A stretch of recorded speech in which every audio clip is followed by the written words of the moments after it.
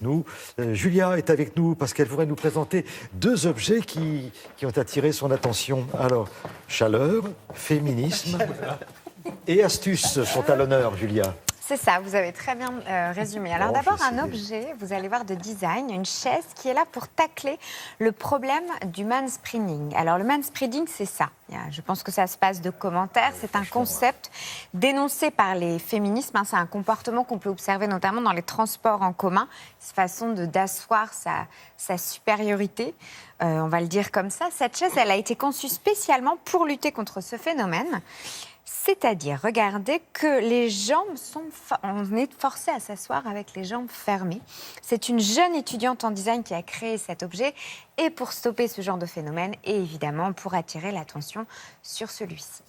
Alors j'ai une autre idée à vous proposer et là je m'adresse aussi à vous, Philippe. J'espère que ça va vous plaire. C'est un pot intelligent qui est là pour exprimer les besoins de votre plante. Vous vous souvenez des Tamagotchi?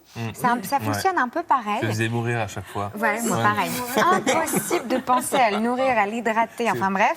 Eh bien, ça fonctionne un peu pareil. Là, il va exprimer une quinzaine d'émotions qui concernent votre plante. Elle a besoin d'eau, elle a trop de lumière, pas assez d'eau, comme on l'a dit. Voilà, je trouve que c'est une idée assez intéressante qui vient d'un cabinet de design luxembourgeois.